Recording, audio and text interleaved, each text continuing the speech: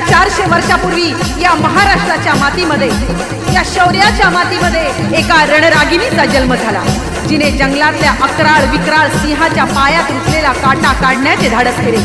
आणि हीच धाडसी रणरागिणी भोसले घराण्याची कुलवधू झाली, छत्रपती शहाजी महाराजांची सौभाग्यवती झाली, जिच्या कुशीतून स्वराज्याचं देखणं स्वप्न जन्माला आलं. 19 फेब्रुवारी 1630 रोजी वारा स्तब्ध झाला, दगडालाही पाजर फुटला आणि शिवनेरीवर एक तेजस्वी तपस्वी बाळाचा जन्म झाला. आणि याच बाळ शिवबानं आई जिजाऊंचं स्वप्न सत्यात उतरवलं. अशा या मा जिजाऊसाठी हे राष्ट्रमाते आई जिजाऊ, तू नांद आमुच्या घराघरात, सिंहासनी बैस या काळ जात, तुला आरतीने स्तोत्रात गाऊ, हे राष्ट्रमाते आई जिजाऊ.